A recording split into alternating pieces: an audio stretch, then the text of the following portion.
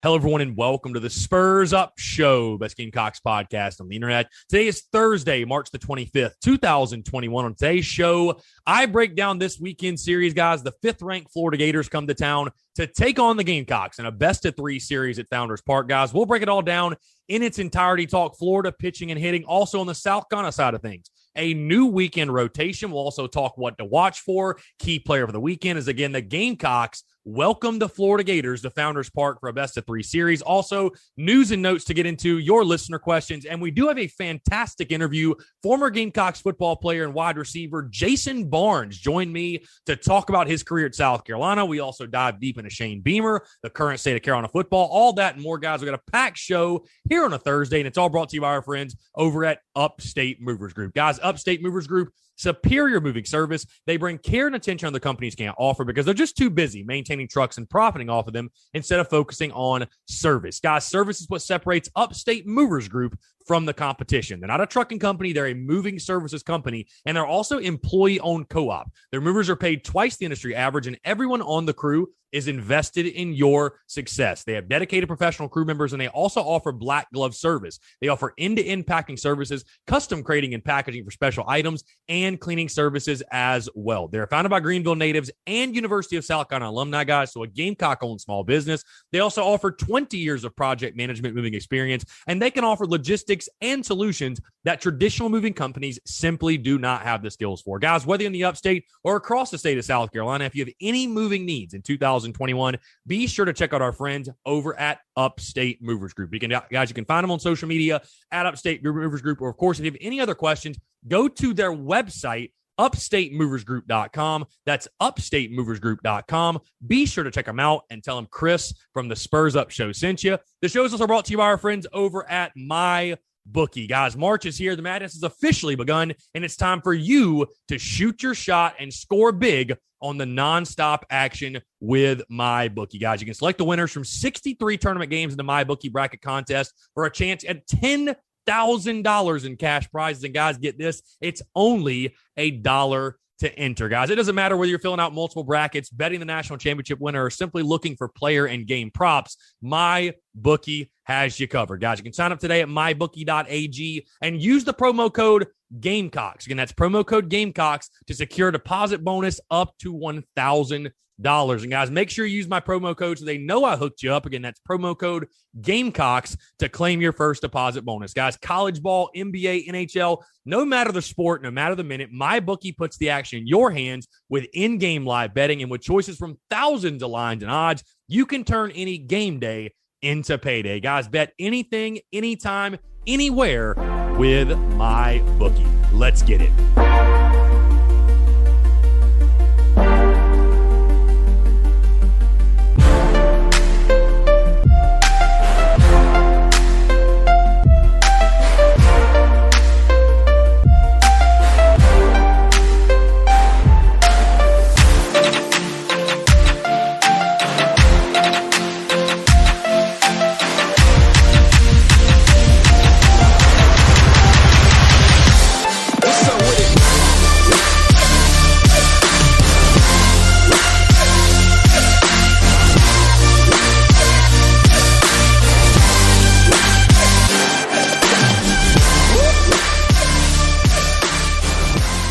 Start this show off by saying that I hate the Florida Gators.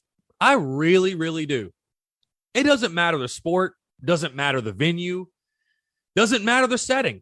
I truly am a hater of the Florida Gators. And honestly, guys, I just wanted to start this show and let all of you know that before we get going. Folks, hope you're all doing well. I'm Chris Phillips, host of the Spurs Up Show. As always, guys, appreciate you guys tuning in. We have got a packed show here on a Thursday. Of course, it is our Thursday show, which means we're breaking down this weekend series, and boy, oh boy, is it a big one, as the fifth-ranked Florida Gators come to town for an SEC series at Founders Park, guys. But again, thank you so much for tuning in, whether you're in the office, you're on the commute, you got the day off, whatever it may be. Hey, maybe you're on vacation. Heck, I don't know. Hope you guys are all doing well. Again, appreciate you guys all tuning in. I also do want to say thank you so much. I'm so grateful for you all, for the love and support. You guys continue to share the content, show love to the content. It's awesome. Right now, the content is rolling with baseball, with spring football, with everything else going on. So again, guys, from the bottom of my heart, I'm extremely grateful for every single one of you. And I just want to take a second to say thank you. Thank you so much for the continued love and support that you guys show. And again, I'm really excited because this weekend's a big weekend. Without further ado, let's go ahead and dive right into it, guys. And again, I'm excited because the 5th-ranked Florida Gators come to town for a 3-game series, best of 3 at Founders Park in Columbia, South Carolina. Friday, first pitch at 7 o'clock on SEC Network Plus. Saturday, first pitch at 4 on SEC Network Plus. Then Sunday, first pitch is at high noon on the SEC Network. So South Carolina, Florida will be on the big channel Sunday at noon. So again, 7 o'clock, 4 o'clock, and noon, your first pitches for this one. Of course, the head coach of the Gators, Kevin O'Sullivan, we're all familiar with him. He's been there now, I think, 15 years. He's been there a while. I think 14 or 15 years, something like that. Sully's been there. The Gators, if you guys did not know, were actually picked to win the SEC East in the preseason. This was a team looked at in the preseason, looked at as, really one of the best college baseball teams we've seen in quite a while, especially the lineup. It was looked at as one of the best lineups, if not the best lineup in all of college baseball. 2021 so far, the Gators posting a 16-5 overall record, 3-0 in the SEC. They did sweep Texas A&M in their opening SEC series last weekend by scores of 13-4, 3-1, and 8-4. But you look, it's been an interesting season for Florida because I think they've almost kind of, I don't want to say flown under the radar necessarily. I think that's the wrong way to put it. But, they came in this season number 1, and things got off to a disappointing start. Actually lost 2 of 3 to their arch rival Miami at home. And here's a crazy stat for you, by the way, guys, just randomly looking at their schedule. Florida has not played a game outside of the state of Florida this season. Have not played a single game outside of the state of Florida, and they've only played, I believe, 2 games not in Gainesville. Yeah, they've played a game in Jacksonville, and they've played a game in Tallahassee.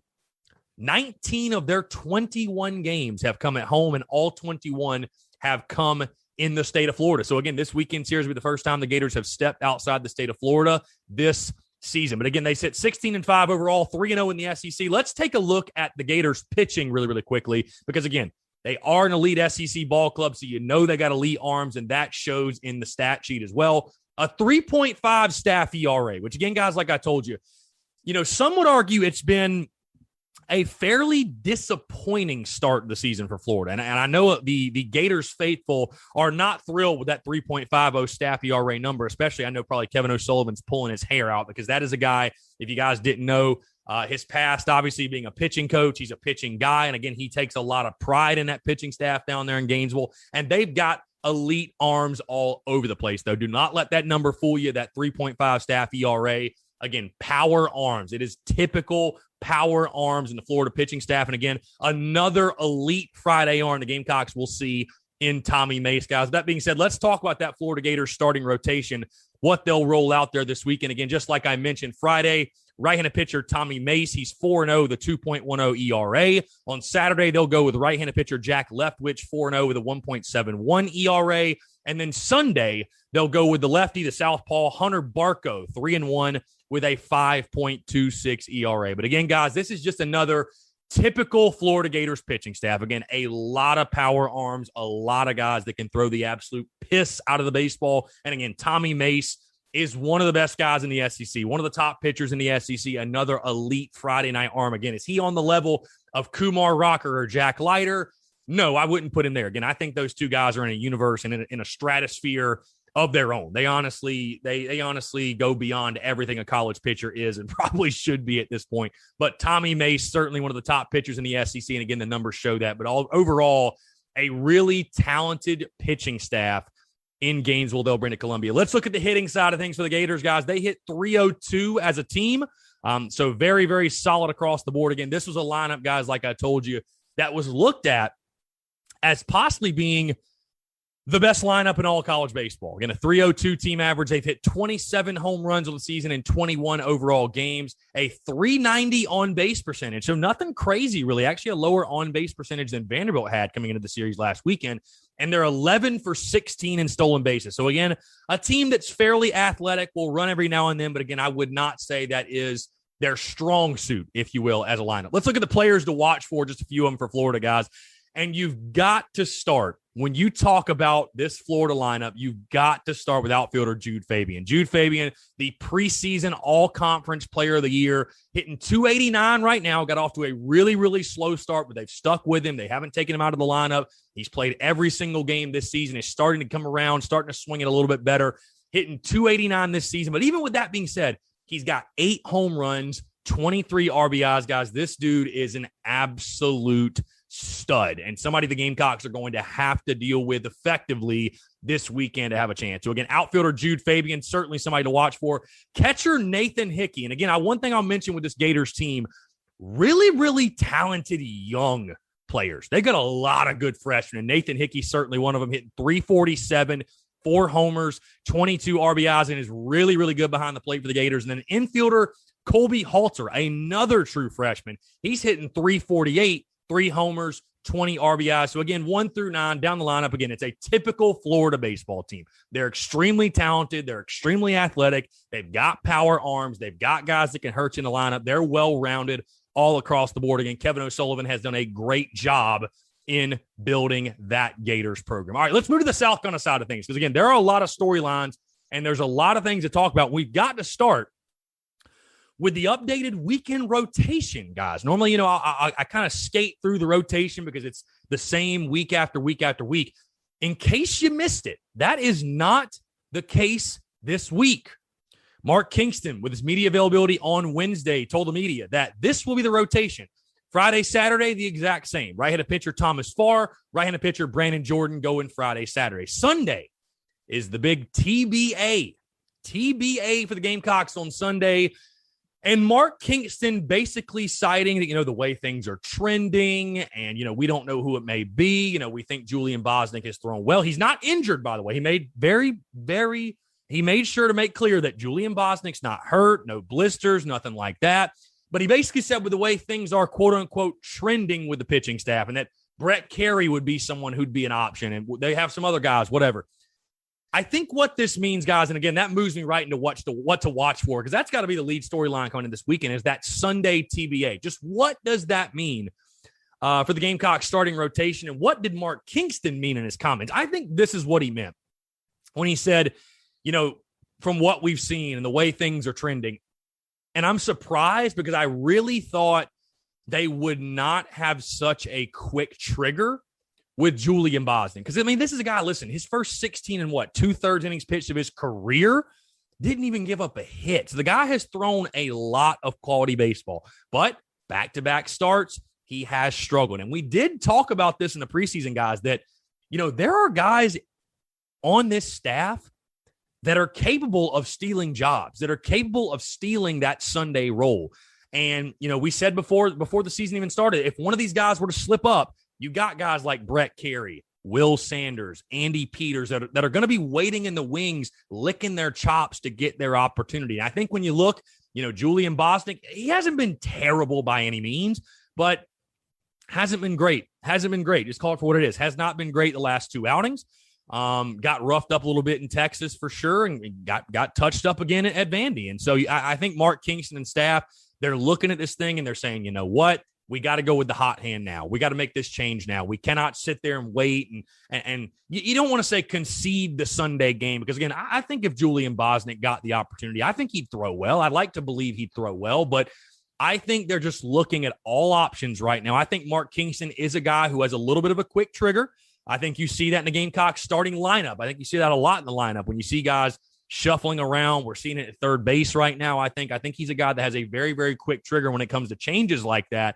And so who will it be? Who will the guy be on Sunday? Will it end up being Julian Bosnick anyways? Will it be, a Brett Kerry? Will it be a Will Sanders? And again, I'm not totally shocked at what Mark Kingston said about the TBA on Sunday, because if you listen to his comments after the Tuesday game against the Citadel, again, it made me raise an eyebrow, and it was something really interesting, because Mark Kingston said, the thing I loved most about Will Sanders' outing was his efficiency, going 5 innings and only throwing 67 pitches, which would make him available potentially for Sunday.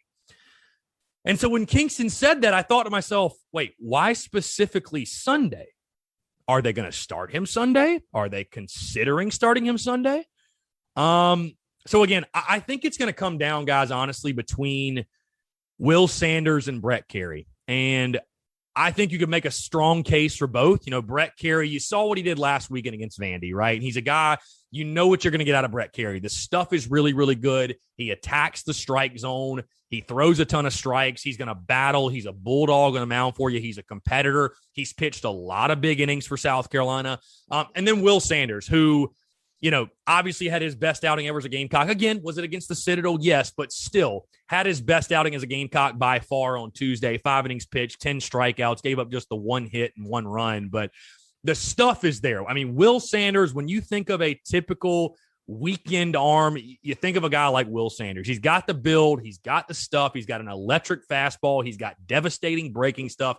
He's got a good changeup. He has got the arsenal. And obviously, again, he can go the distance. I mean, he went 5 innings of the night. He was not really laboring in that 5th inning. I mean, the guy was cruising in that game. So, I think it's going to come down to either Kerry or Sanders. And again, Mark Kingston said, depending on how they use Brett Kerry. So it sounds like if they don't have to use Kerry Friday, Saturday, he will get the start Sunday. I will say this. I'm totally fine with if they want to go with Brett Kerry. I'm totally fine with that. Do I love him as a starter? The only thing is this I'll say is that, we did this last year, and he was a starter last year. I just think Kerry's the kind of guy that, listen, the stuff is really, really good. And he dealt against Vandy. I mean, he absolutely dealt against Vandy. But he's the kind of guy that, and you see this happen sometimes with Brandon Jordan too, that he has to locate. And I know that sounds, you're like, Chris, what are you talking about? Of course, everyone has to locate. Listen, hear me out what I mean by that. He has to locate because his stuff is not good enough to miss over the heart of the plate, especially against a lineup like Florida. I think a guy like Will Sanders, because he throws so hard, he's more of a guy that, hey, if he leaves 95, 96 down the middle, it might be down the middle, but good luck hitting it.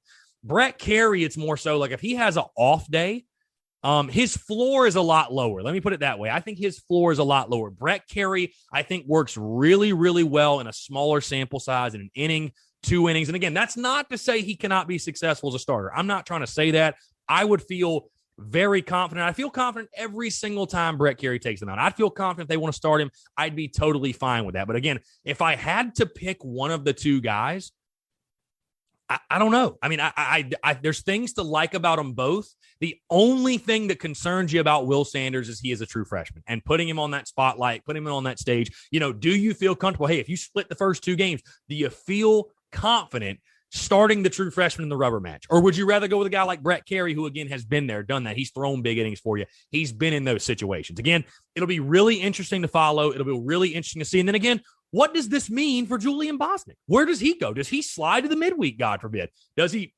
slide to the bullpen? I mean, what does it mean for, again, a guy that I still think can be a really, really big part of this ball club?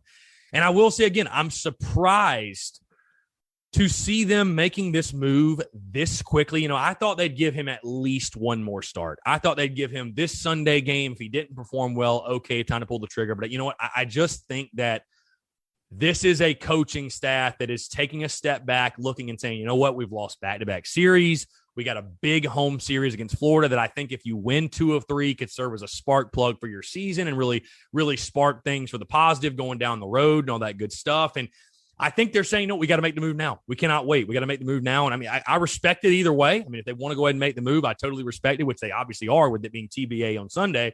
But the question again, will it be Sanders? Will it be Kerry? And again, for those asking, I would be confident with both guys. I like Kerry a lot. Again, he's a strike thrower. He's been there, done that.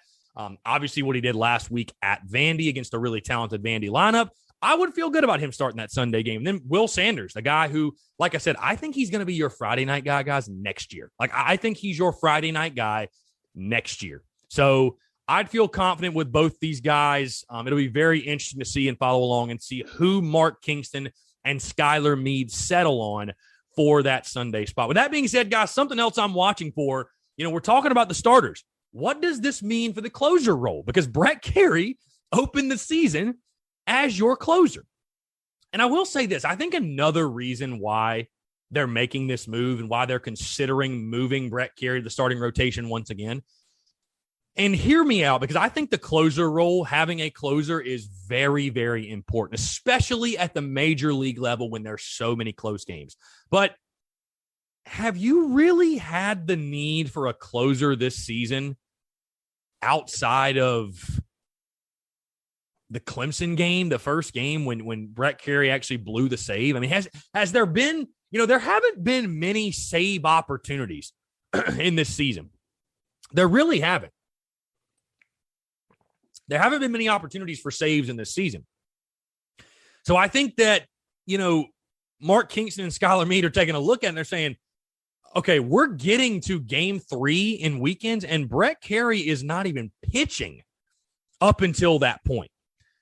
And Brett Kerry, honestly, guys, is just way too, whatever you do with him, whatever you do with him, he's way too good of an arm to go through the weekend and not throw him till Sunday. You got to find a way to get him in the game. You got to find a way to get him out there, right?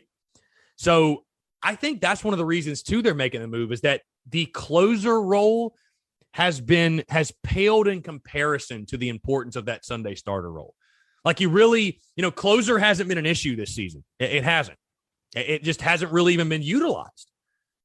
But what does it mean? You got to have a guy back there. You got to have a guy in the back end. I think the two guys who are probably the lead candidates to slide back there are Andy Peters and Jack Mahoney. I actually think Jack Mahoney's your closer of the future. I love what I've seen from the youngster. Again, it's a lot to ask of a true freshman, but I mean, all of his outings have been a lot to ask for a true freshman, and he has flourished every single time he's taken the baseball. I mean, this is a dude that when I watch, again, I don't know him personally, but when I watch this kid, he wants the ball. I mean, he wants to be out there. He's not intimidated. He's not skittish or scared or pitching like a freshman. This guy wants the baseball. I think he wants the pressure, from what I can tell. So I feel confident. Again, he has the stuff. I mean, the stuff is filthy. It's there, throwing 95 with the fastball and the breaking stuff, and he's got run on everything and the power sinker that he features. I mean, I would feel very confident with Jack Mahoney in that closer role. But again, I think it's either going to be Mahoney or Peters.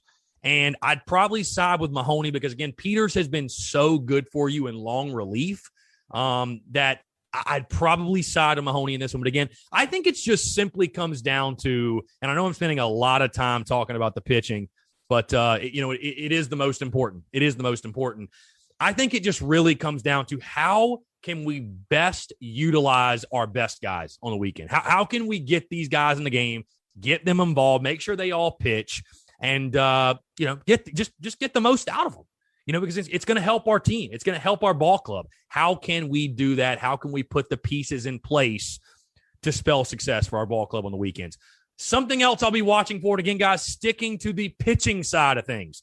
We've got another and this is going to be every single Friday, by the way, guys, so I'm sorry if I sound like a broken record, but I'm excited to watch Thomas Farr take the baseball every single Friday this season because, again, the matchups are going to be legendary, and I cannot wait to be there in person Friday to watch this matchup. Thomas Farr against Tommy Mace, the righty for Florida, on Friday. And, again, it's just fun to watch because, like I said, guys, I'm not comparing Thomas Farr to the great Blake Cooper. I'm not doing it, but this really reminds me of that 2010 season in which that, Blake Cooper had a phenomenal year. Incredible. I mean, it was an incredible season. Every game that Blake Cooper came into, he was not the storyline. It was always, oh, man, they've got this guy. Oh, they've got that guy. Oh, I remember going specifically, I went to the Friday night game, South Carolina Ole Miss. It was Blake Cooper against Drew Pomeranz. I'll never forget. And all of the talk was about Pomeranz. He's a first-round pick. He does this. He does that. He's this big. He throws this hard. He has this movement. Blake Cooper was overshadowed in every single game that he pitched in. And all he did was go out and just beat everybody. He beat everybody's Friday guy. I don't think Thomas Farr is disrespected quite to that level, but at least these first couple of weekends, guys, it's felt like to me that Thomas Farr has sort of that chip on his shoulder, underdog type feeling. It feels like Thomas Farr is not the headliner. He's not the storyline going into these series. It's all, oh, look at Kumar Rocker, look at Ty Madden, look at Tommy Mace. And I think Thomas Farr is using that as fuel. I think he's quietly going about his business, taking the baseball, shoving it up their ass, and doing his job, which is all you can ask for and all you want. So I just, from the pitching side of things, selfishly, I'm really excited to continue to follow and watch along and see what Thomas Farr does. And because, again, I think you're going to look up at some point, probably 3-4 weeks from now, and the SEC is going to take notice. They're going to say, holy shit, this Farr kid in Columbia, he's absolutely dealing. This kid is freaking nasty. So, again, there's nothing like a Friday night in the SEC, and Thomas Farr against Tommy Mace is surely not going to disappoint. It's surely going to be another high-profile, fun to watch, incredible baseball game in Columbia, South Carolina. Let's move, guys, what to watch for to the hitting side of things, because, again, that is the big question, right? I said this before that, I feel good every single weekend that the pitching is going to be there. I think the pitching is going to be there. The pitching is going to be consistent. The question revolves around the hitting because it's going to come and go. It's going to come and go, right? And you're going to need it to come more than it goes. Pause. Sorry, I shouldn't have said that. You're going to need the hitting to be there more often than not. And I want to start with something that I made this point on social media yesterday, and that is the bottom of the lineup. The bottom of the lineup. 7 through 9. I've talked a lot about the bottom of the lineup this season and the fact of they need to get it going. Guys like Jeff Heinrich, Brennan Malone, Colin Burgess, George Khalil, those guys need to get their asses in gear. Can the bottom of the lineup stay hot, though? Isn't it crazy we're even asking that question? I can't believe it. Like I said before, guys, the bottom of the lineup, 7 through 9, went 5 for 11 with 5 RBI in the Tuesday night game. And yes, it's Citadel, but Citadel was rolling some good arms out there, by the way. Guys that were 92 to 93, 94 had really, really good stuff, by the way. Now, of course, that competition bumps up when you take on the Florida Gators. But I think that we all feel really good. We feel pretty good in regards to 1 through 6. I know that Brady Allen, Braylon Wimmer, Wes Clark, Andrew Eister, David Mendham, those guys are going to show up and give me good at-bats. I feel really, really good. Josiah Seitler, those guys are going to show up weekend after weekend, game after game, and give me good at-bats. Again, will there be some hits and misses here or there? Sure. Guys going to get hot. Guys going to get cold. Certainly. But I feel good about 1 through 6. 7 through 9. That's the wild card. What can they do? And again, if they can stay hot, if they can keep it going, it's going to make this South Carolina lineup go from being pretty good to lethal. Pretty good to lethal. Again, what can those guys do? Heinrich, Burgess, Khalil, that's the 3 guys I'd expected to be this weekend. Maybe Malone gets in there at third base as well. But that was an encouraging sign on Tuesday night. Can they get it going? Can they continue to stay hot? And if nothing else, here's the thing. Nobody is asking those guys to hit 350 this season and hit 20 bombs. But productive outs, tough at-bats. Just, the biggest thing I talked about this with George Khalil. Just don't be an automatic out. Whatever you do, just don't be an automatic out. Give me something. Show me something. Provide me with tough at-bats. Provide me with quality at-bats down the bottom of the lineup. Because, again, it's just going to make that lineup that much better. Speaking of that Gamecocks lineup, my question, one of the things I'm watching for as well is this, guys. I talked about 1 through 6, but there's 2 guys in particular that I'm really keeping an eye on because, I feel confident in Brady Allen. Braylon Wimmer swinging it well. Josiah Seitler continues to swing it well. Wes Clark is Wes Clark. Andrew Eister and David Mendham. And I looked up at the scoreboard, guys, on Tuesday, and Andrew Eister was at the plate, and I saw his average, 254. 254 for Andrew Eister. And I just looked at that. I shook my head, and I was like, I just can't believe a guy the quality of Andrew Eister, the quality of hitter, quality of player that he is, has an average hovering around 250. And I think this is a guy that's really important to the South Carolina lineup. We saw it early in the season with his walk-offs against Clemson and just the type of impact he can make. And then David Mendham, a guy that has had a very interesting year, to say the least. And teams are now starting to shift him. We saw that in the Citadel game. I mean, they are literally shifting their entire infield over where there's no third baseman. Can David Mendham make an adjustment? Can he get going and make an adjustment? They're telling you they don't think you can hit backside, bro. Bottom line, they're saying you cannot hit backside. So David Eister, David Mendham and Andrew Eister. Can those two guys finally get going? Again, you like to see all of your guys being hot, feeling good. And again, especially Andrew Eister. That's your senior leader. That's your senior outfielder, a key piece of your lineup. Those guys are going to be right there in the power part of the lineup in the 5 and the 6 hole. Can they get it going this weekend again against a really, really tough Florida pitching staff? And that's going to be the question for this entire offense, guys. Again, I think, as we continue to go, we're gonna know the identity of this team. It is power. You're back home, which makes me feel really good about the power numbers this weekend at Founders Park. It'll be a warm weekend for baseball, so the ball should be flying all over the place. But like I said, I feel good about the pitching weekend after weekend. The question is, can the hitting do enough? Can it do enough against a really, really tough Florida pitching staff? And then my final thing, guys, that I'm watching for, and really I just think my final storyline in this one, South kind of comes in this weekend 1-2 in conference play. Florida is undefeated, 3-0. My question is this: just how important is this series for South Carolina? Because, when we were in the midst of the Vandy weekend last week, and I'll be honest, guys, I muttered to myself, I said, Florida's a must win. You got to take 2 out of 3 after this. And I say that, and I also want to follow that up with, if you lose 2 out of 3 to Florida, your season's not over. You've gone through the gauntlet, but your season is not done, right? Your season's not done. Let's make that very clear. With that being said, though,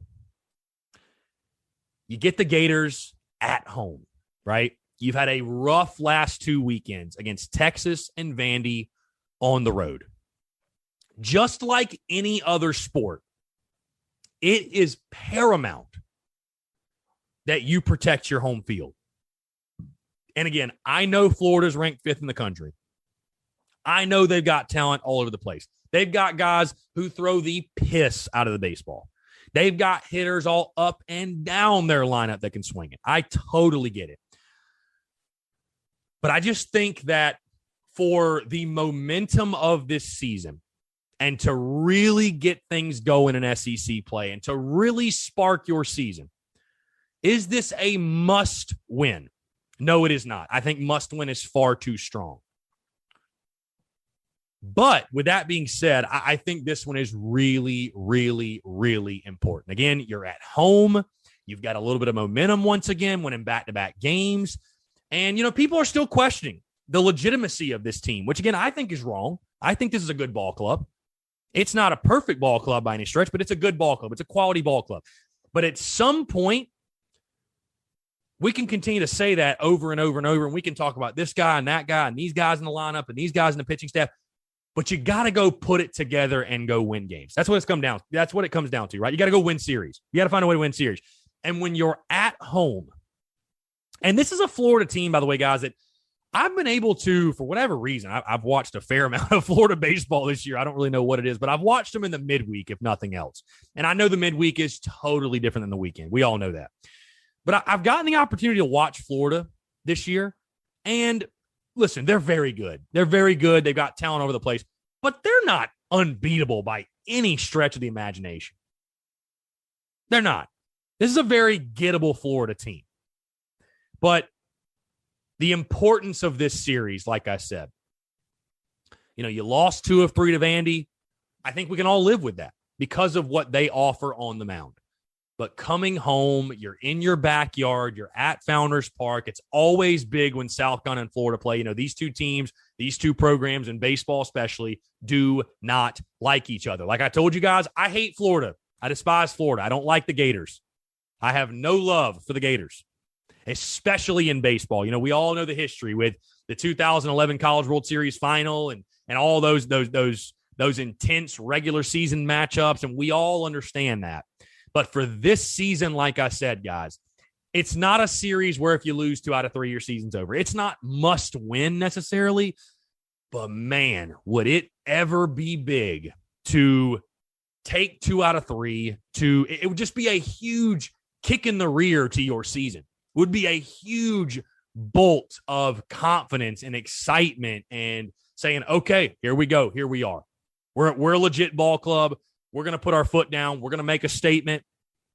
And that's what you have the opportunity to do this weekend at home. You have the opportunity to make a statement, say, here we are. We're a legit player in this SEC East race. You know what? Vandy's the favorite for sure. They got those arms, but we are going to be right there every single step of the way.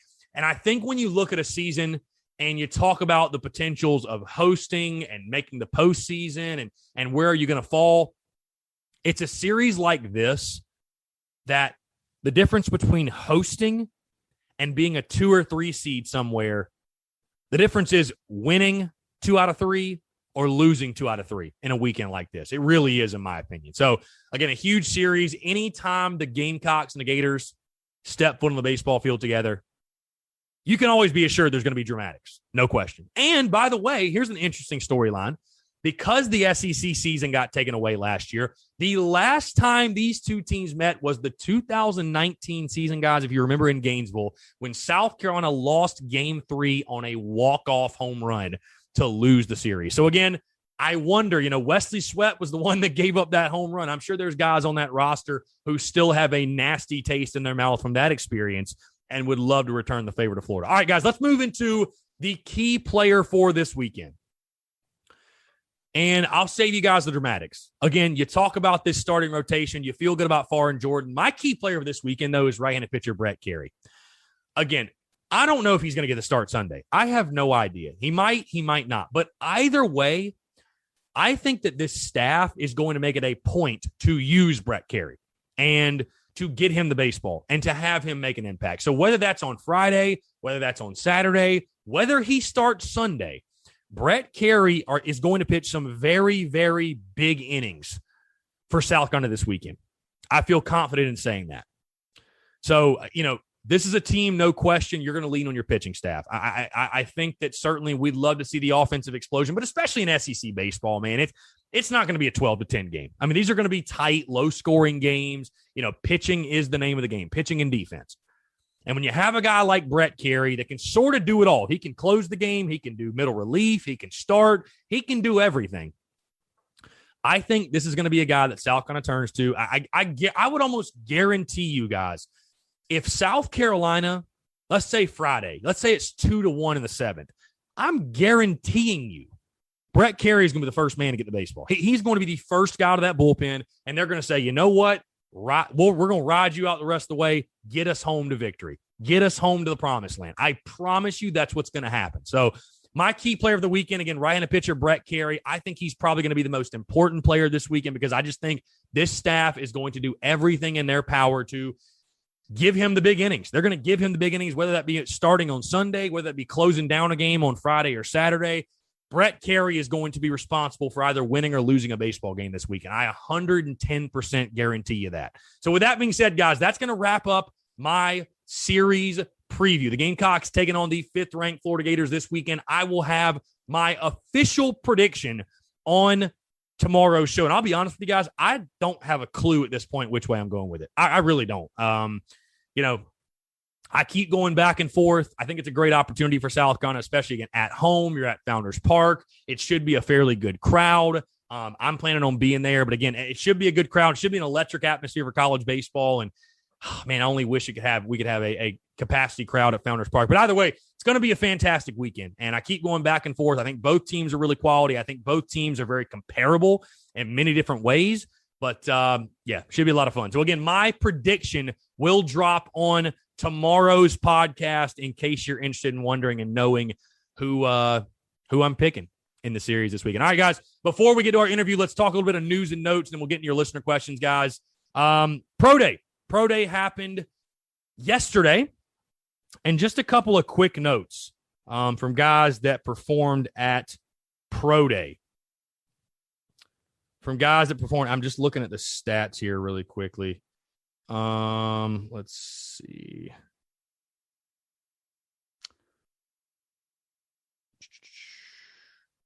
Okay, here we go. So, Jaycee Horn running a 4.39 40. Sedarius Hutchinson running a 4.9. Shi Smith running a 4.32. My God. Israel McQuamu did not run a 40 due to a hamstring injury. Ernest Jones ran a 4.73. So, again, a lot of guys making themselves a lot of money. Jaycee Horn, though, really standing out yesterday in the pro day. Again, he's going to be a first rounder. There's no question. And I'll say this, by the way, on a separate side note.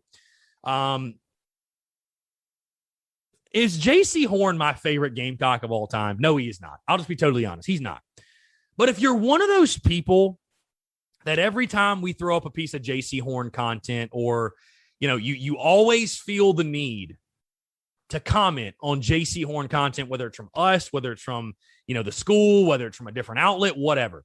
But to the people that continue to comment and say, oh, he's a quitter. Why is he getting to use the facility? He's a quitter. He quit on his team. Again, is Jaycee Horn my favorite Gamecock of all time? No, he's far from it. But I would just say to you guys, dude, just let it go. Just let it go. Who gives a damn? You know what I mean? Like, the people that continue to just over and over and over and over just try to bash and tear him down. And listen, we all have our opinions on the opt-out stuff, all that. People, if you want to call him a quitter, that's totally on you. And if you think he's a trash human being, you are entitled to every opinion that you have. But it doesn't mean you should voice it on social media. I don't know why people cannot get that through their skulls. Like, if you're one of those people that says, oh, he's a quitter, oh, he shouldn't get to use our facilities, he shouldn't even wear our logo, just keep it to yourself, guys. Because I can tell you this, just a piece of life advice to Gamecock fans, but this is life advice. When you hold a grudge, which that's what it is, right? When you're coming after Jaycee Horn, you hold a grudge. When you hold a grudge, it doesn't hurt the other person, guys. It only hurts the person who's holding the grudge. You're only hurting yourself. You really think Jaycee Horn gives a damn what you think about him? No, he does not. He does not care what you think. He's about to be a millionaire. He does not care. So again, that's just my little rant. Like, I just keep seeing these comments. We continue to throw up Jaycee Horn content. Like I said, the guy's not my favorite Gamecock either. He's not. Bottom line, he's just not. I feel comfortable saying that. But I also don't wish him any ill will, and I want him to do well, because guess what, guys? Whether you like it or not, it looks good on the school. If we have a first-round draft pick, that looks really good on Carolina. So I hope he balls out. I hope he does well. I wish no ill will towards him. I wish him nothing but massive success. And, bygones be bygones, and we go from there. But I don't know. I just felt the need to say that, because I've been seeing a lot of these comments from people, and I'm just like, dude, just let it go. Just let it go. What good is it doing you to continue to hold on to it? So just let it go, guys. Just everybody love everybody. Let's all be happy. One other quick note, guys, on the baseball side of things. Outfielder Josh Shuler entering the transfer portal. A kid that highly touted but was injured this year. He's going to enter the transfer portal. I think he already has. So best of luck to Josh. I have no clue what happened or what was going on, but deep talented USC outfield. I'm sure it has a lot to do with playing time. So wish Josh nothing but the best. All right, let's get into your listener questions, guys, and then we'll dive into our interview. Trip_05. Thoughts on Florida's pitching? Do you think they're better than ours? I actually think the two pitching staffs are really, really comparable. I think Florida might have a couple of more power arms than we do. But, listen, overall, I think the pitching staffs are very comparable, and it's going to be a lot of fun to watch those two staffs duke it out this weekend in Columbia. That's for sure. Ben Smitty 2017 says, is it safe to say Frank ain't getting fired? Ben, I don't think it is at all. I don't think it's safe to say that at all. I mean, listen, if you think that the silence from the school is a positive for Frank, I don't really know what to tell you. I don't know what would make you think that. Because, listen, think about it. If he was coming back, if the school was 110% invested in him and believed in him as the guy, why would they not have already said that? I mean, it makes no sense.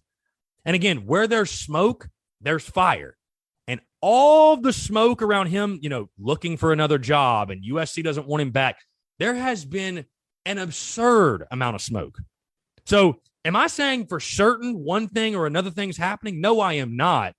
But I don't think it's safe to say that he is safe. I don't think at all. So, listen, I'm wait and see mode just as you are, Ben, and I'm ready for it to be resolved, because it's just kind of crazy, this long process we've had of waiting around to see what his future holds. It's just it's wild to me.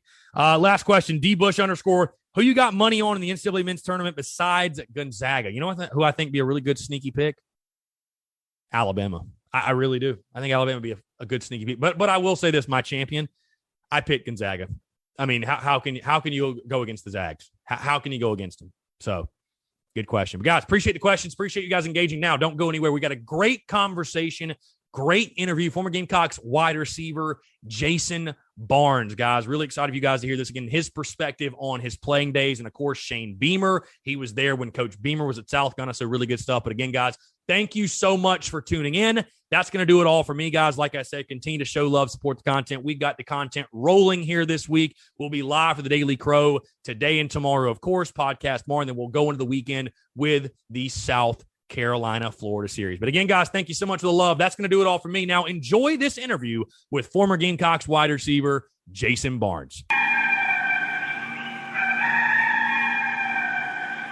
All right, joining us still on the Spurs Up Show is a man that played for Gamecocks football from 2007 to 2011. During his career, he hauled in 64 catches for 778 yards and 2 touchdowns. He was also, of course, a member of the South Carolina team that won the 2010 SEC East title and the 2011 team that won 11 games for the first time in school history. Currently, he's serving as the wide receivers coach at Dutch Fork and doing a hell of a job, I might add, at it. Very pleased to be joined by former Gamecocks wide receiver Jason Barnes. Jason, appreciate you taking the time, man. It's a pleasure having you on. Thanks so much for doing this. Oh, yeah, man. Anytime. Thank you for having me. Absolutely. So, Jason, I want to go back to the beginning for you, my friend, because, hey, you're from Charlotte, North Carolina, but more importantly, you were a part of that 2007 recruiting class, Jason, that I would say, really got things going for South Carolina. That class was ranked 7th in the country, and really you look back at some of the names, Cliff Matthews, Chris Culliver, yourself, Steven Garcia, Travian Robertson, Melvin Ingram was in that class, Clifton Geathers, Wesley Saunders. Again, you could just keep going down the list of names, and really you were the guys that I think, Coach Spurrier had been there a couple of years, was really starting to get things going. But that 07 class, I would say, had a really, really big impact in getting to, eventually the 2010 SEC championship game, and then 11 through 13, the run we saw. But again, for you individually, your recruitment, what was that like? Obviously, again, you're from Charlotte, North Carolina, so not in state, but right there on the border. And of course, Steve Spurrier down at South Carolina doing his thing, building the program. I'm sure the opportunity to play for the head ball coach and his offense. And obviously you're thinking, I'm a wide receiver, I'm going to catch a ton of passes. But what was the recruiting process like for you, and what eventually made you want to become a Gamecock?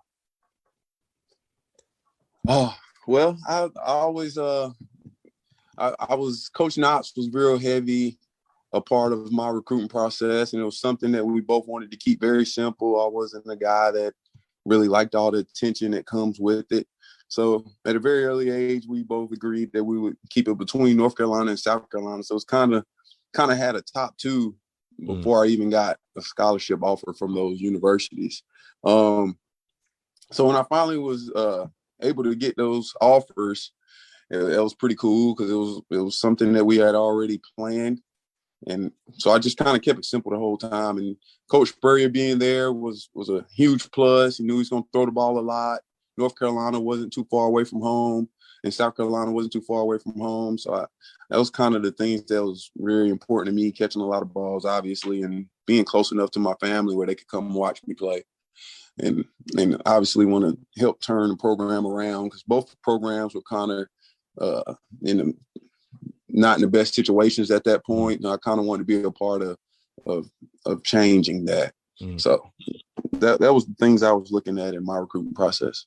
Yeah, and like I said, I know during the recruiting process, you're really locked in on yourself, obviously, and you're thinking about your junior and senior seasons and finding the best fit for you. But I guess what was it like, when you looked around and you just realized kind of the shape of the class and just how elite that class was and some of the guys you were coming in with? I'm sure that had to be exciting times for you, just kind of looking around and just seeing the quality of players that Carolina was bringing in along with yourself. Because as we all know, obviously you're assisting young men right now.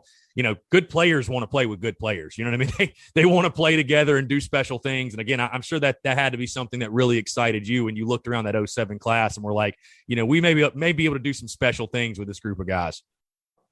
I mean, what made it so special was we kind of all knew each other in high school as well, playing against each other in North Carolina, and then real big in the Shrine Bowl. It was a bunch of us that played in the Shrine Bowl, whether we all played together in the Shrine Bowl or played against each other.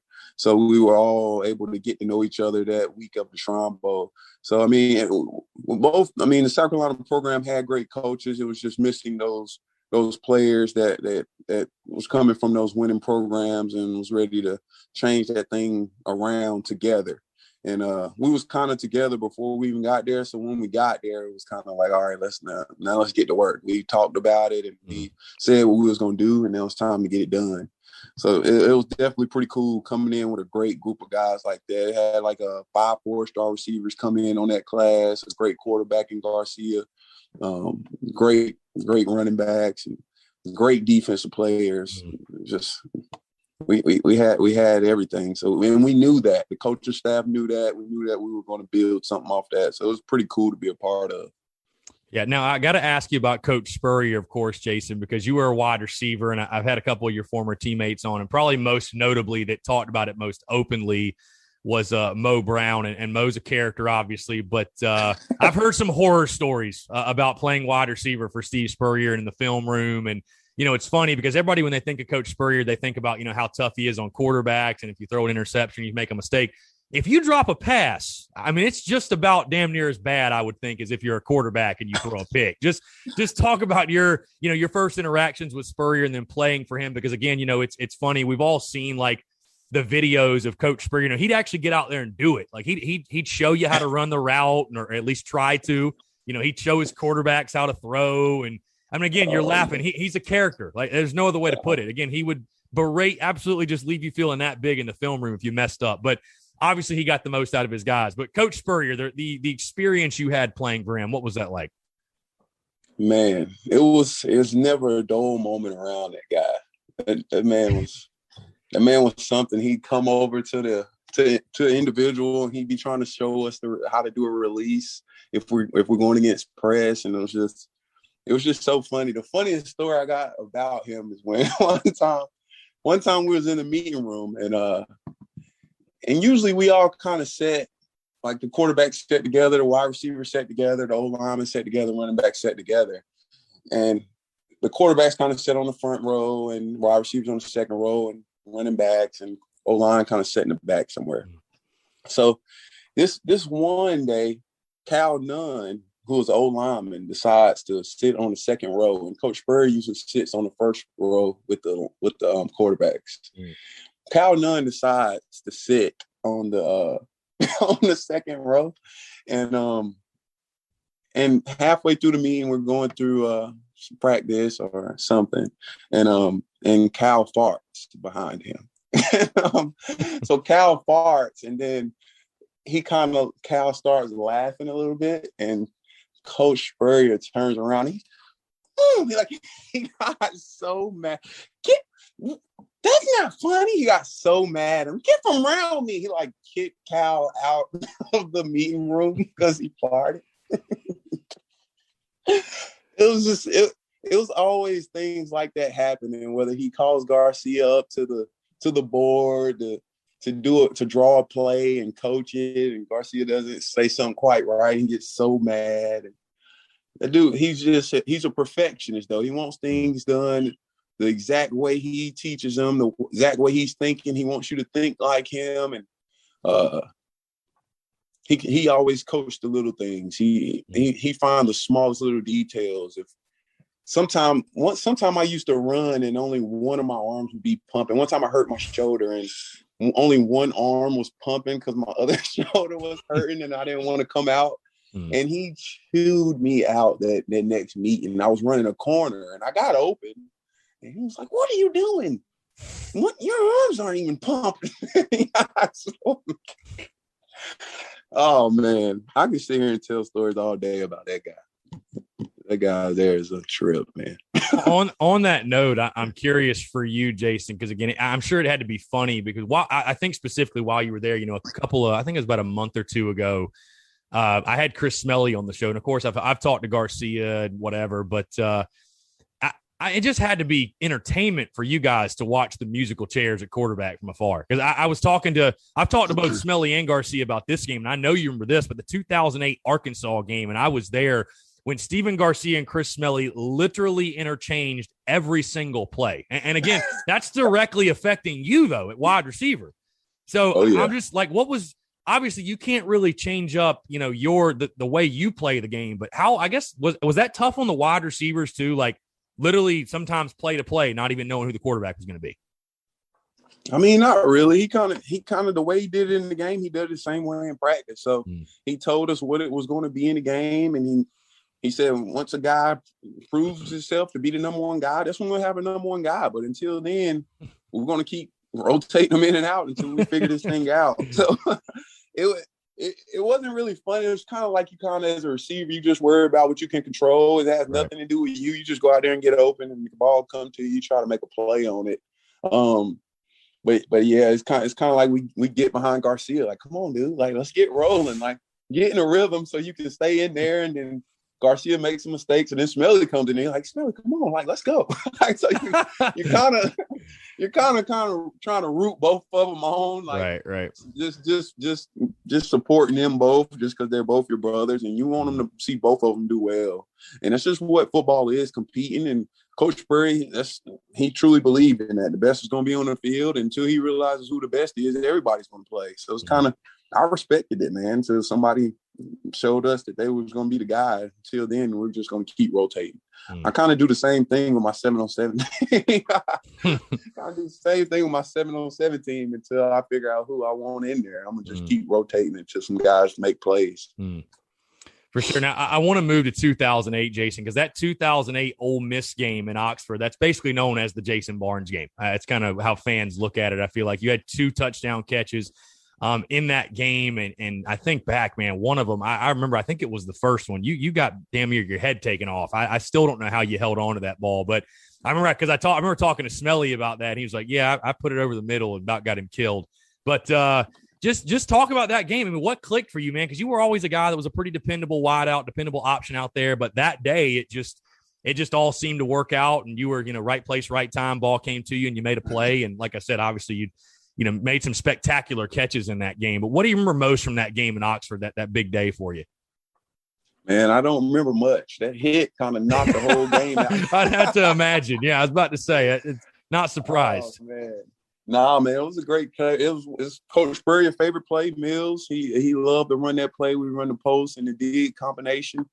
And Smelly put it up there, and it was a one high safety back there. But Smelly had great arm strength that's sticking in there between the both of them. And not me being a big receiver, I feel like that's part of playing receiver. You're gonna catch balls where you got to get hit, and you got to get in there and make a play. So I was happy it stuck in there. I still honestly don't know how it stuck in there neither. But I was happy I was able to make the play, and my teammates got over there and helped me get up and get off the field. So it's definitely one of my most memorable plays. It's, people see me in public still to this day, and they're like, "You the guy that got lit up against Ole Miss?" I'm like, "Yeah, that was me." So, I mean, it's pretty cool to still be remembered for something, man. That was a long time ago. So people to still be talking about that play is pretty amazing. So, yeah, like I said, it was a pretty good game. Yeah, it was a hell of a game for you. It was a hell of a game. Yeah. I came back out after halftime and made a couple more plays. It was just one of those games, kind of like how life goes as well, man. Football and sports in general have a lot to do with life, I think. And sometimes things are just clicking. And I remember playing an intramural game in college one time, and I had a game like that as well. I just couldn't miss a shot that game. I hit like 7 threes. Probably the best basketball game I ever had in my life. After that, I couldn't hit a 3 anymore. Set the bar so insanely high. Expecting to make everything. Yeah. Well, I'm curious, Jason, to get your take on this, because it's interesting. You were a guy from Charlotte, but I'm sure you understood the Carolina-Clemson rivalry, just being so close to. I'm sure being a guy from North Carolina, you understand rivalries. I mean, North Carolina-Duke, it's right there. But the bitter hatred with Carolina-Clemson, and I think it's neat because you saw that rivalry really turn while you were there, because Clemson had won. They won back-to-back games against you in 07 and 08. But then, of course, you were a part of, the teams that started. You were part of the 9, 10, and 11 teams that started the 5 wins in a row. Just talk about that rivalry as a whole, being a part of that rivalry, the bitterness of it. And then, I'm sure there's a lot of pride for you, knowing that you were a part of, starting that 5-game winning streak against them. I mean, we, just like we were just talking about their recruiting class earlier, we just took it personal, man. We didn't want to fight them. We didn't want to do all the extra stuff, talking junk back and forth. We wanted to line up against them as they're being in an ACC conference and a basketball conference, and us being in the SEC conference, and letting them feel it during the game. So we just kind of took that. We took that personal. We took that whole rivalry personal. I remember my first year there. I think I redshirted the first year, got hurt by the time we played Clemson, and CJ Spurrier was talking before the game, and he kind of said something like, "What rivalry?" He said something like that. It was so long ago, I can't remember. But he said like, "What rivalry?" It's not really a rivalry. We beat them all the time. He said something like that, and that lit us on fire. I can still remember that comment to the day. I don't know if that was the exact words he said, but he said something like that, and that changed our whole program, changed everybody's mindset in that locker room. We came together as a locker room, and we built it through recruiting. All the guys on the team, we all brought into recruiting. When guys came on official visits, we told them what it was. If you came here, we was going to work. We was going to build something. It's going to be special. Join us. And we turned it around, man. It's pretty crazy, man, because now we can't beat them if we paid to beat them. But I think that's going to change here soon, though. We got some great coaches in there now, and now they're rebuilding it back up through recruiting. They're doing an amazing job. I think we're going to be on top of Clemson here soon, so I'm rooting for them. Yeah, I definitely want to get into the Shane Beamer stuff in just a bit, but I want to stick with first, Jason. We could spend this entire show talking about the 2010 season and, the special moments and games from that season. And heck, you think of 2009 too, with the Ole Miss, the birth of Sandstorm. But 2010, I'm curious to ask you, because again, I think you're starting to see that right now at Carolina. We've heard the word culture over and over and over again. And there was obviously a culture shift while you were there.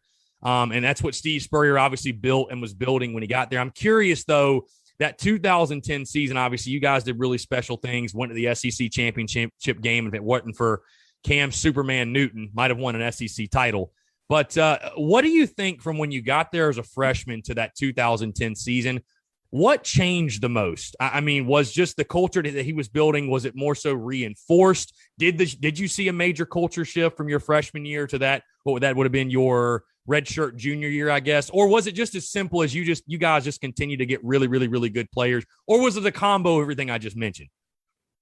Oh, definitely a combo, man. It definitely helped to add Alshon, Stephon, Marcus Lattimore, guys like that to the team, and it helped to have leaders. We had leaders from the 07 class like Patrick DeMarco and Travion Robertson.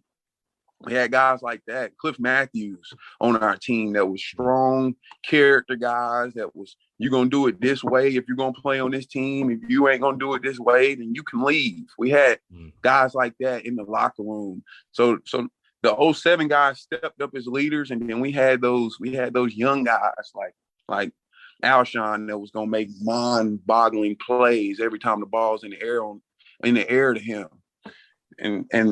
And then we had coaching staff that kept staying with it and kept recruiting and kept adding to the playbook.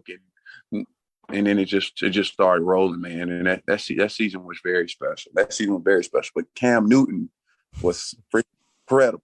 Yeah. I mean, yeah, obviously what he's doing in the NFL, he's pretty damn good football player in his own right. I'm curious because I know that the Alabama game is the default answer, but I want your personal take. That 2010 season, again, like I said, we could just spend hours talking about that season and all the special moments.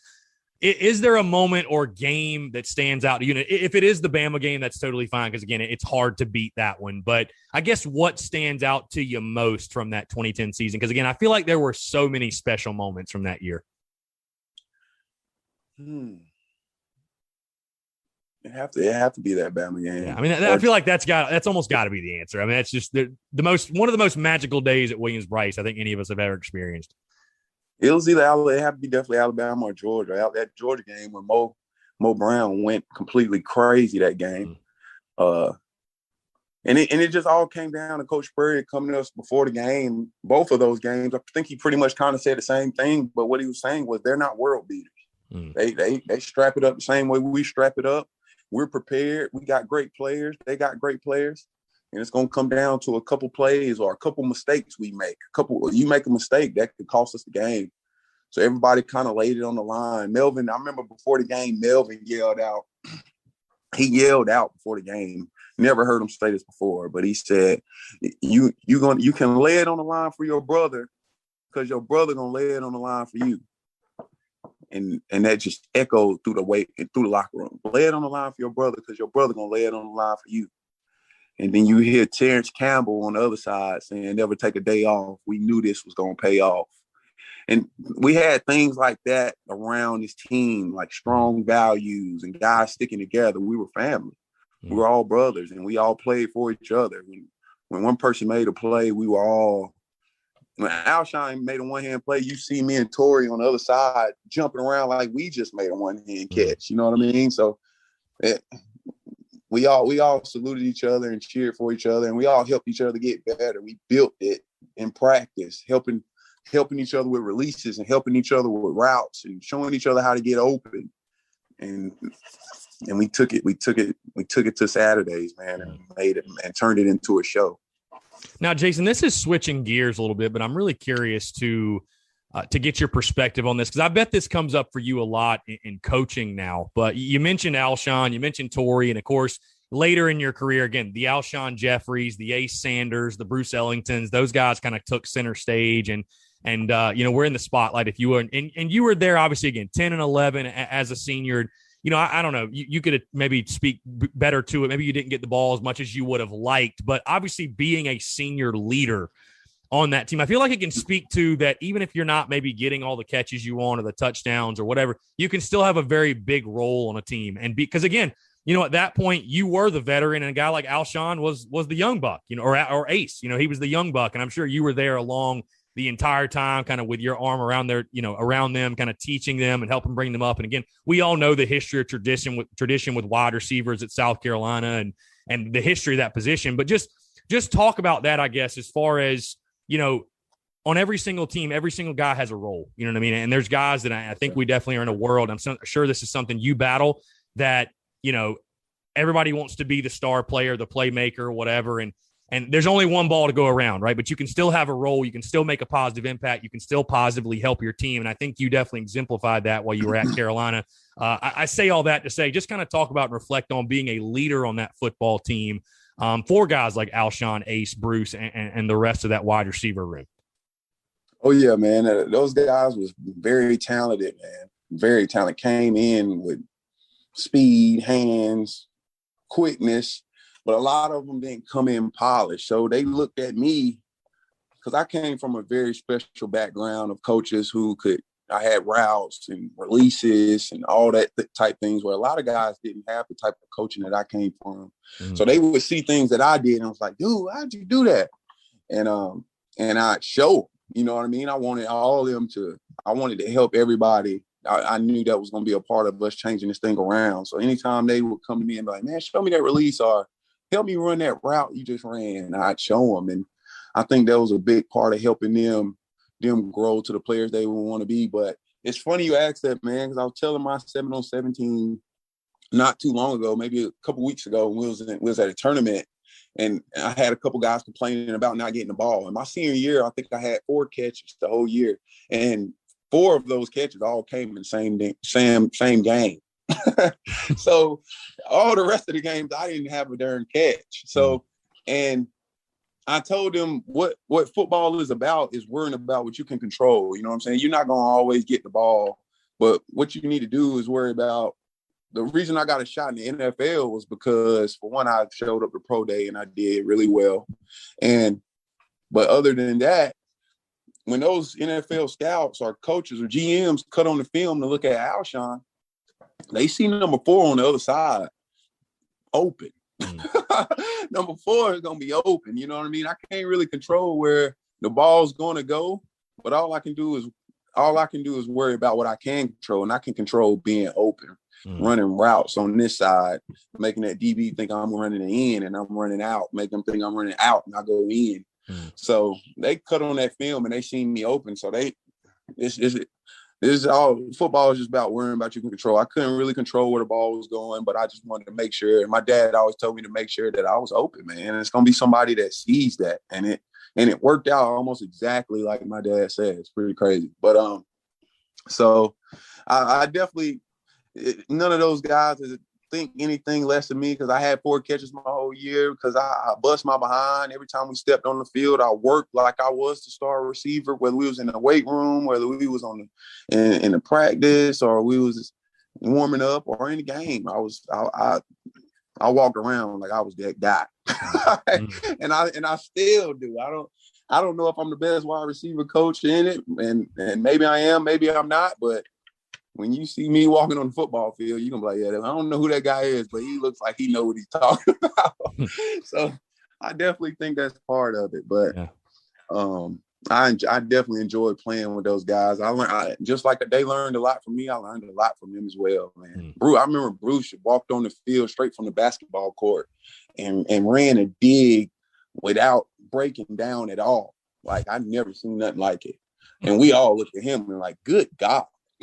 They taught you that on the basketball court, and by the end of that practice, he was showing all of us how to run a dig like that. So we just had guys with good attitudes, with the right mindset. Nobody was hating on each other or throwing anybody up under the bus. We were all trying to help each other elevate. We all knew the end goal was for us to make it to the next level, and we all kind of helped each other get there. Now, that 2011 season, Jason, I just want you to reflect on that for a second because, again, like I said, you helped accomplish a lot of firsts at South Carolina. 2010, the first time and still the only team to make it to Atlanta. And then 2011, you're part of the team, the first ever South Carolina team to win 11 games in a season. And, again, they went on to do it in 12 and 13. But, again, you were part of the very first one. I've talked to your former teammates or some of your former teammates about it, but I'll ask you, just talk about the pride in that. Because, again, when you're going through it and you do it and you're actually on the team, it's cool. But I'm sure now you look back, and, again, that's just something that nobody can take away from you. You were on the first ever team to win 11 games at South Carolina. Pretty cool, man. It's pretty cool, but we expected it. You know what I mean? I don't want to sound like cliche or nothing, but, man, we set the standard, and each year we raised it a little bit. We kind of set it as we came in. We came in 2007, and we didn't even make it to a bowl game. And we moved the bar up a little more. Then Coach Spurrier, we set our goals at the beginning of the year, and everybody in that room that was part of those goals believed that we can do it. Everybody believed in the process. The coaches did a great job at setting the standard and holding guys accountable that stepped outside of that standard or stepped under that standard. They had to run. They was punished in some form of fashion, which I think went away from the program for a while. And it's just when you lower your standards, you're gonna lose. You're gonna lose winners. I think you should raise your standard. When you raise your standards, you lose losers. Yeah. You know what I mean? So, yeah. I think that was a big part of 2011. We had guys with. Each time we raised the bar on recruiting. And when we brought recruits in, we talked to them about it as players. We didn't just take them out and party. We talked to them about what they were coming there to do and what our vision is for the program in the future. So just to see where the program went 10 years later, it was just, it hurt. You know what I mean? It's like, God darn, all that work we did, and now here we are. How do we get back here? So it sucked, but I'm glad we're back on the up and up. Yeah, for sure. Jason, before we get to, because of course, like I said off air jokingly, I feel like you're a very popular man right now because of the Shane Beamer stuff. And I definitely want to get your take on that. But again, sticking with you, after your South Carolina career, you mentioned you did get a shot in the NFL and professional football. I'd just love to hear your experiences there. And obviously it's a jump up in level, and I think you obviously learn it's a business. I think that's probably the number one thing that jumps out to you. I'd just love to hear, though, your experience in professional football. What'd you take away? When you look back, I guess, what do you take away most from your experience trying your hand at the NFL? Man, I loved it, man. I realized exactly what you just said, how much of a business it was. I realized how talented people in this world are. Like, good Lord. But another thing I learned is how talented the SEC is. When you can play in the SEC, it's kind of, when you get to the NFL, it's kind of a step down. I got to practice and rookie minicamp and OTAs and all that stuff, and it was a little easier than it was going against Stephon and Akeem Auguste and CC every day. It was a little easier going against those NFL guys. But I realized how polished I was. I knew I was pretty polished coming out of high school, but I got to the NFL and it was guys that couldn't run routes in the NFL. It's like, wow, you're 8-year veteran and you're asking me to help you. And of course I did, but it just kind of guided my life after the NFL. I realized the things that I was taught in high school from my high school coach and the things that I was taught in college from Coach Spurrier and Coach Spurrier Jr. can get you open for the rest of your life. Mm. So I kind of trying to tell my kids that as a coach, like, man, this stuff I'm teaching you guys is not normal for you to know. Like you're going to get to college and you're going to see receivers that don't know anything. And then you're going to get to the NFL and you're going to see receivers that don't know anything. They've just been going off raw ability. Some people are just God-given talent and has never been coached a darn thing. Like, they can just still be great. So you just realize how special people is when you get to that level. So people are fast, strong, and IQ of the game is so high. And then some people are just there for political reasons. They were number one in their conference, but then they get there and they're not even really good. But they're investing so much money into this guy, so they pick that guy over you. So it's kind of like a bunch of different things. So it's kind of like you want to get there and you want to be on the good side of politics. Because if you come in as a priority free agent like I did, you gotta. Right. For one, you got to stay healthy. I got hurt. I tore my Achilles after 1 year of being there. And as soon as I tore my Achilles, I knew. I cried right there on the field. I knew it was over. But so that's pretty much how it went for my career. But, I mean, I definitely don't regret it. It set me up for what I'm doing now. And it helps me. I talk about it all the time to my guys because it's my goal not to let them make the same mistakes I did. And so I tell them a lot of stories about when I see them doing some of my old habits, like skipping reps in the weight room. That's what I did. You don't want to do that. You know what I mean? You might not want to do that, buddy. I did that and I'm broke. You might want to do extra reps. For sure. Well, Jason, I want to move into, of course, current day South Carolina football and the obvious Shane Beamer being the head coach there right now. And obviously the buzz around Gamecocks football right now is at an all-time high and the morale is great. I'm curious, though, to get your take. Again, I'm not sure how much interaction you would have had with him while you were in Columbia because he was coaching what I think special teams and defensive backs mainly.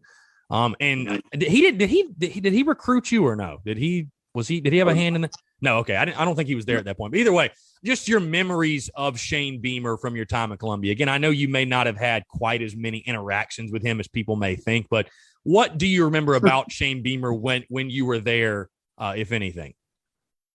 Well, I had to go to the special team meetings, even though I always be like, why am I going here? I'm not even on special team. But I had to go because I was like backup punt returner, like fifth punt returner, and I was on punt block, I believe, like fifth string. So I would have to go in the special team meetings. And one thing I learned about him very early is how passionate he was about coaching and how he coached the little things. He's very instinctive on exactly what he wants you to do, and he's going to hold you accountable to do that. He very knowledgeable of what he's coaching and has a lot of enthusiasm, has great energy. I definitely didn't have much interaction with him as a player, as other than saying, well, like, what's up, coach? Let's go get it today and things like that. But he definitely was always very positive and had good energy and his passion just bleeds off of him, man. You can feel it as he's around you. He's definitely a great hire that we made. I'm happy we got him in there, and I wish him nothing but good luck moving forward. I was going to ask again. You start to expand on. I was going to ask though, just when you heard the news that he had got the job, and obviously Connor Shaw is being retained, and you're seeing Byron Gerardo come back, and Shaq Wilson, and all the former players are coming back to visit. Obviously they're very happy with the hiring, and I'm sure you are as well. I mean, how awesome, I guess, was that for you, just hearing that news that he had gotten the job and is getting the opportunity to really, like bring back that culture and bring back that standard? Because I thought it was really interesting. You see the picture behind me of DJ Swearinger, and of course I had DJ on the show, and that clip went viral because that was the thing that he echoed was the standard. He felt like the standard had been lost, the culture had been lost, things just were not right. And I feel like we all feel, and I'm sure you feel the same, that Shane Beamer's going to bring that back in Columbia. And we're already seeing it with guys like yourself and then Pat DeMarco and Alshon and Melvin and Captain Munnerlin was at Pro Day. You're seeing all these guys come back and show love, and DJ Swearinger, of course, and you're seeing all these guys come back and show love. And I think that's something that this program desperately needed, because one of your former teammates, Torrey Gurley, one of the quotes he told me that I really just still stands out to me is it takes a Gamecock to know a Gamecock, and it's a special place and it can do special things, but you really need somebody in there who understands the dynamic and the culture and was around it when you guys built what you built and brought the program to new heights. And again, I say all that to say that Shane Beamer being back in Columbia, I mean, it's got to be something, like I said, that really fired you up when you saw the news. I'm telling you, man, and just to take it to the next level, it's just the fact that he earned it. Like, he didn't take any handouts. He started he started very low on the totem pole, and he worked his way up over time and bounced around a little bit, slowly but surely keep going up, learning and taking in from each coach that he's been around and each system that he's been around, and then boom, here he gets a chance back where it started, where, you know what I mean? So just this, his whole venture is pretty amazing, I think. I just love to see things like that, stories like that, where a guy that started from the bottom and worked his way to the top, grinded it out. It's tough years where he thought no one was watching and no one noticing. And then boom, here he is. And it's just a plus that he was around when we had things rolling. That's just sugar on the top. You know what I mean? He definitely was a home run hire, I think, and he's going to be there and coach from the heart. He that's where he wanted to be there. You get the job and you're crying, man. That's amazing. That's passion. You know what I mean? That's love. And that's what coaching is about. A lot of people think coaching is just about, Jimmy's and Joe's and X's and O's. No, it's not. No, it's not, man. It's about love, man. Falling in love with those guys in your room and building a relationship with them that's not even have anything to do with football. You looking at them as family, and you want to do everything in your power to see them be successful, and they want to do everything in their power to help you be successful. And he understands that. And he built the coaching staff around him that understands that. And I'm excited. I'm pumped. I can't wait to go to spring ball and just get around that energy, man. You can see the energy in the videos. I get pumped up looking at their little videos that they be making. I'm excited. I'm excited.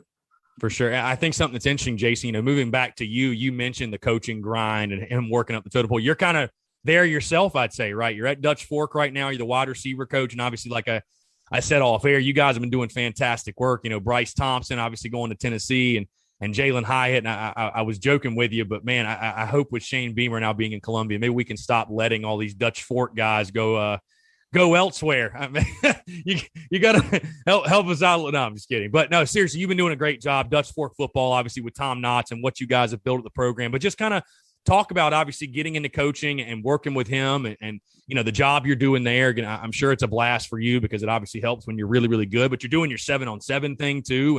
And obviously, you're doing fantastic work, man. I just love to hear you expand on your experience coaching and molding young men. Man, I was telling Coach Stepp earlier, me and him were talking, and I was just telling, man, how blessed I am to been around so many great coaches in my life. And just like Coach Beamer, how he picked all these brains he's been around and learned. I've been doing the same thing, and I've been doing it since a player. I may have not realized I was doing it. I was always such, locked into when a coach is telling me something. And learning, I've picked up all these hidden gems, and it's helping me a lot. And it's helping even more just to be around a great mind like Coach Knotts even more. I played for him for 4 years in high school. So now to to come back to Columbia, and it's a blessing that he's in Dutch Fork where I'm at. I mean, in Columbia where I'm at, and has a wide receiver position available. All of this is just God's work, in my opinion. It's just worked out perfect. So now I'm learning how to coach up under this guy who's looks at all the little things just like I like to look at, is a huge perfectionist, and elaborates on the smallest little details where a lot of coaches overlook, and we don't do that. So just to be around him, whereas I would probably be just like a lot of those other coaches, but he yells at me like I'm one of the kids. You know what I mean? And I love that. That keeps me on my toes, and it helps me keep learning. Like, you know, so man, it's just pretty cool to be doing what I really love to be doing. I thought my dreams were to play in the NFL for a long time and everything, but that didn't work out. And now I'm figuring out what my real passion is now at 31 years old. It's coaching, man. I love to be on the field. I love to be helping these young men get better and achieve their goals and achieve getting open. It's just the look that you get when you show a kid something and they don't know if it's going to work or not. But when they finally hear it enough to be like, man, let me just try this so this crazy man leaves me alone. And when it don't work, then I don't have to do it no more. And I can tell them I tried and it didn't work. And then they do it and it works. That light bulb moment. They never look at you the same again. They look at you totally different. And at that point, they listen to everything you'll say. And that's when you know you got them. So it's just pretty cool, man. I love coaching. I love coaching. It's definitely something I want to do for the rest of my life. And I'm enjoying the grind. I'm enjoying the process. I'm in no rush to go anywhere. It's a lot of people that think I'm ready to go, and I think I'm ready to go too. But when that time comes is when it'll come. You know what I mean? It's nothing you can it's not as simple as like, hey, man, I'm ready to go coach at South Carolina. All right, cool. Come on, Jaycee. It don't work like that. You know what I mean? But I know for a fact it's coming because I'm pretty damn good at this thing. Well, I don't know if it means anything to you, but you may have seen me on social media. I was vouching for you. So, I mean, but we love Coach Stepp. We love Coach Stepp, but I was vouching for you. So, I mean, I'm all about getting as much Garnet and Black blood in the building as you can. And obviously there's a bunch of you guys, not just you, but your former teammates. I think of Cliff Matthews, I think of Travian Robertson that are doing big things coaching and guys that are doing a really good job. So I think it's only a matter of time for you guys for sure. But I want to move back to you, Jason, before I get you out of here, because I'm going to let you go. But one last thing, when you look back on your career at South Carolina, again, so many great memories. I mean, so many great on the field memories, so many great games, but is there anything that sticks out to you from your career? Maybe one of your favorite memories, whether it be on field, off field, it can be on the field, on campus, like just the overall life of being a student athlete. Like, is there anything just specifically that stands out when you look back in your career at Columbia and think back on? All of it, man. Yeah. Being in a weight room with Coach Fitz.